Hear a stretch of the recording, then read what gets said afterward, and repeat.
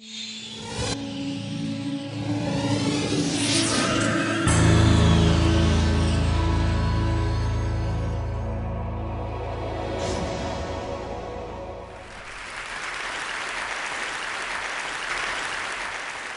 was here 4 years ago, and I remember at the time that the talks weren't put online. I think they were given to TEDsters in a box set of DVDs, which they put on their shelves where they are now.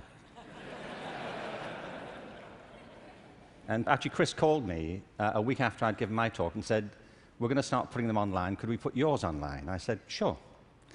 And 4 years later, as I said, it's been seen by it's been downloaded 4 million times. So I suppose you could multiply that by 20 or something to get the number of people who've seen it. And as Chris says, there is a hunger for videos of me. You know.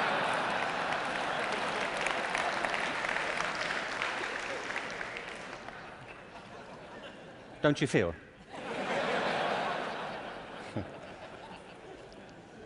So this whole event has been an elaborate build-up to me doing another one for you, so here it is. Al Gore spoke at the TED conference I spoke at 4 years ago and talked about the climate crisis, and I referenced that at the end of my last talk. So I want to pick up from there, because I only had 18 minutes, frankly. And so as I was saying,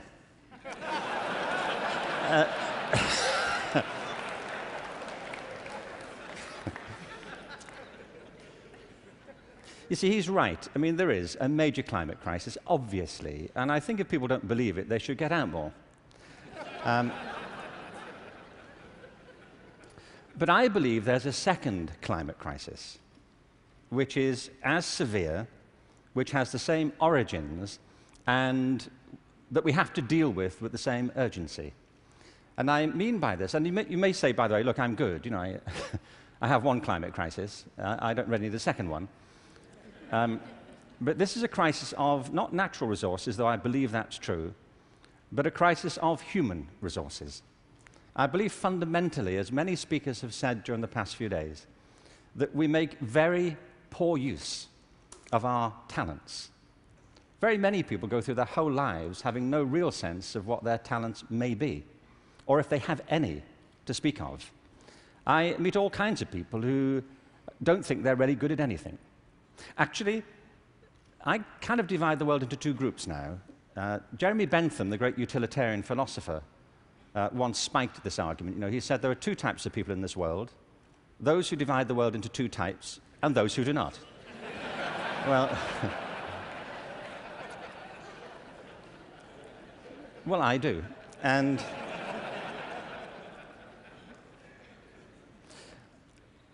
I meet all kinds of people who don't enjoy what they do. They simply go through their lives getting on with it. They get no great pleasure from what they do. They endure it rather than enjoy it and wait for the weekend. But I also meet people who love what they do and couldn't imagine doing anything else. If you said to them, "Don't do this anymore," they'd wonder what you were talking about. Because it isn't what they do, it's who they are. They say, "But this is me. You know, it would be foolish for me to abandon this because it speaks to my most authentic self." And it's not true of enough people. In fact, on the contrary, I think it's still true of a minority of people. And I think there are many possible explanations for it, and high among them is education. Because education, in a way, dislocates very many people from their natural talents. And human resources are like natural resources. They're often buried deep. You have to go looking for them. They're not just lying around on the surface. You have to create the circumstances where they show themselves. And you might imagine education would be the way that happens, but too often it's not. Every education system in the world is being reformed at the moment, and it's not enough. Reform is no use anymore, because that's simply improving a broken model. What we need, and the word's been used many times during the course of the past few days, is not evolution, but a revolution in education. This has to be transformed into something else.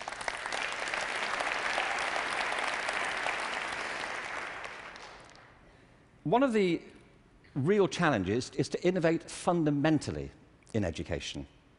Innovation is hard because it means doing something that people don't find very easy for the most part. It means challenging what we take for granted, things that we think are obvious. The great problem for reform or transformation is the tyranny of common sense. Things that people think, well, they can't be done any other way because that's the way it's done. I came across a great quote recently from Abraham Lincoln, who I thought you'd be pleased to have quoted at this point. He said this in December 1862 to the second annual meeting of Congress. I ought to explain that I have no idea what was happening at the time. We don't teach American history in Britain. We suppress it. You know, this is our policy, so... So no doubt something fascinating was happening in December 1862, which the Americans among us will be aware of. But he said this: the dogmas of the quiet past are inadequate to the stormy present. The occasion is piled high with difficulty, and we must rise with the occasion. I love that. Not rise to it, rise with it. As our case is new, so we must think anew and act anew. We must disenthrall ourselves, and then we shall save our country. I love that word, disenthrall. You know what he means? That there are ideas that all of us are enthralled to, which we simply take for granted as the natural order of things, the way things are. And many of our ideas have been formed not to meet the circumstances of this century, but to cope with the circumstances of previous centuries. But our minds are still hypnotized by them, and we have to disenthrall ourselves of some of them. Now, doing this is easier said than done. It's very hard to know, by the way, what it is you take for granted. And the reason is that you take it for granted. So let me ask you something you may take for granted. How many of you here are over the age of 25? That's not what I think you take for granted. I'm sure you're familiar with that already. But are there any people here under the age of 25? Great. Now, those over 25, could you put your hands up if you're wearing a wristwatch? Now, that's a great deal of us, isn't it? Ask a room full of teenagers the same thing. Teenagers do not wear wristwatches. I don't mean they can't or they're not allowed to. They just often choose not to. And the reason is, you see, that we were brought up in a pre-digital culture, those of us over 25, and so for us, if you want to know the time, you have to wear something to tell it. Kids now live in a world which is digitized, and the time for them is everywhere. They see no reason to do this. And by the way, you don't need to do it either. It's just that you've always done it, and you carry on doing it. My daughter never wears a watch. My daughter Kate, who's 20, she doesn't see the point. You know, as she says, you know, like, it's a single-function device. You know, like... Like, how lame is that? You know, and I say, no, it tells the date as well. You know, it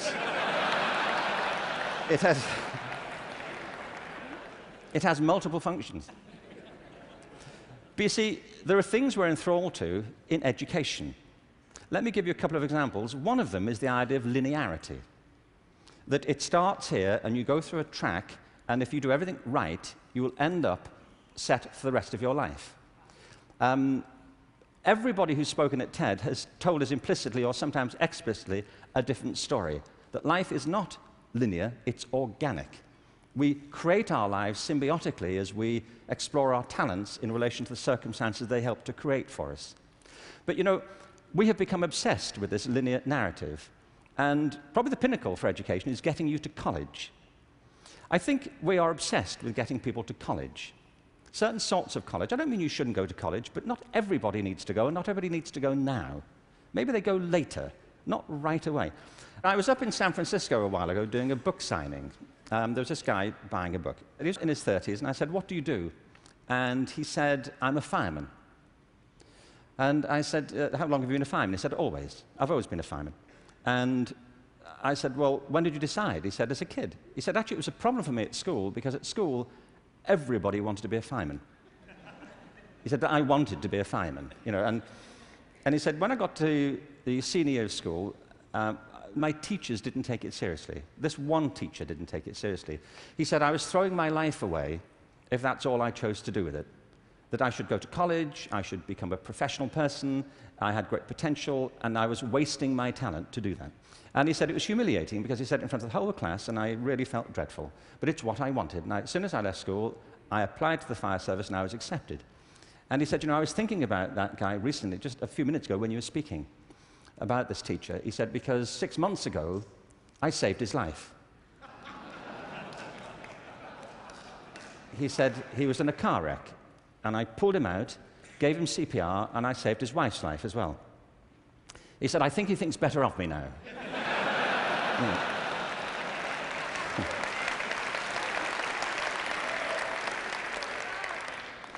You know what I mean? Human communities depend upon a diversity of talent, not a singular conception of ability. And at the heart of our challenges, at the heart of the challenge is to reconstitute our sense of ability and of intelligence. This linearity thing is a problem. When I arrived in LA about 9 years ago, I came across a policy statement, very well intentioned, which said college begins in kindergarten. No, it doesn't. It doesn't. If we had time, I could go into this, but we don't. Kindergarten begins in kindergarten. A friend of mine once said, you know, a 3-year-old is not half a 6-year-old.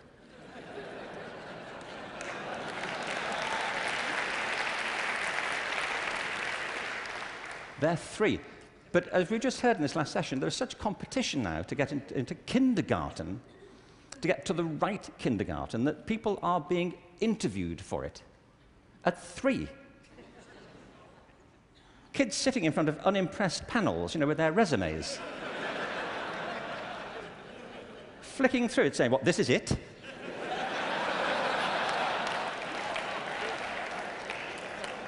You've been around for 36 months and this is it. You know,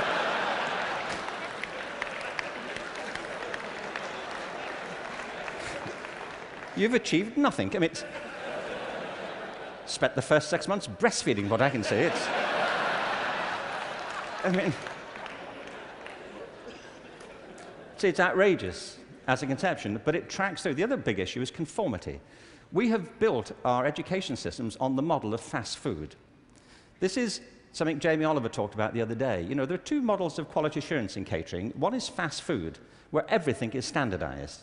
The other are things like Zagat and Michelin restaurants, where everything is not standardized. They're customized to local circumstances. And we have sold ourselves into a fast food model of education. And it's impoverishing our spirits and our energies as much as fast food is depleting our physical bodies.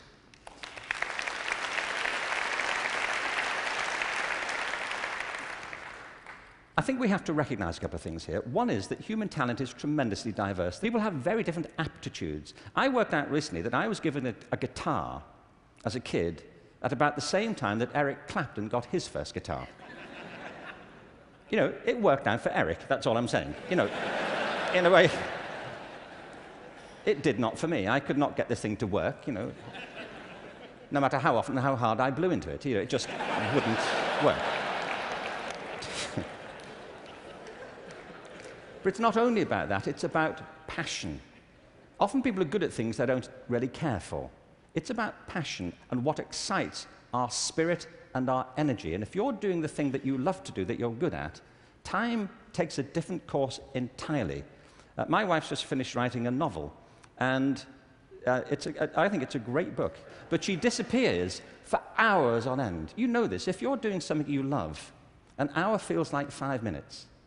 If you're doing something that doesn't resonate with your spirit, 5 minutes feels like an hour. And the reason so many people are opting out of education is because it doesn't feed their spirit. It doesn't feed their energy or their passion. So I think we have to change metaphors. We have to go from what is essentially an industrial model of education, a manufacturing model, which is based on linearity and conformity and batching people. We have to move to a model that is based more on principles of agriculture. We have to recognize that human flourishing is not a mechanical process, it's an organic process. And you cannot predict the outcome of human development. All you can do is, like a farmer, is create the conditions under which they will begin to flourish. So when we look at reforming education and transforming it, it isn't like cloning a system. There are great ones, like KIPS. It's a great system. There are many great models. It's about customizing them to your circumstances and personalizing education to the people you're actually teaching. And doing that, I think, is the answer to the future, because it's not about scaling a new solution. It's about creating a movement in education in which people develop their own solutions, but with external support based on a personalized curriculum. Now, in this room, there are people who represent extraordinary resources in business, in multimedia, in the internet. These technologies, combined with extraordinary talents of teachers, provide an opportunity to revolutionize education. And I urge you to get involved in it, because it's vital not just to ourselves, but to the future of our children. But we have to change from the industrial model to an agricultural model where each school can be flourishing tomorrow. That's where children experience life, or at home if that's where they choose to be educated with their families or their friends. There's been a lot of talk about dreams over the course of this few days. And I wanted just to, very quickly, I was very struck by Natalie Merchant's songs last night, recovering old poems. I wanted to read you a quick, very short poem from W.B. Yeats, who some of you may know. He wrote this to his love, Maud Gone, and he was bewailing the fact that he couldn't really give her what he thought she wanted from him. And he says, "I've got something else, but it may not be for you." He says this: "Had I the heavens embroidered cloths, enwrought with gold and silver light, of blue and the dim and the dark cloths, of night and light and the half-light, I would spread the cloths under your feet. But I, being poor, have only my dreams. I have spread my dreams under your feet. Tread softly, because you tread on my dreams. And every day, everywhere, our children spread their dreams beneath our feet. And we should tread softly." Thank you.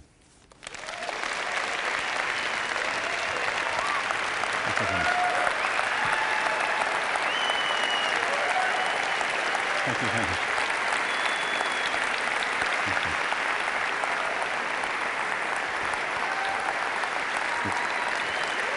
Thank you very much.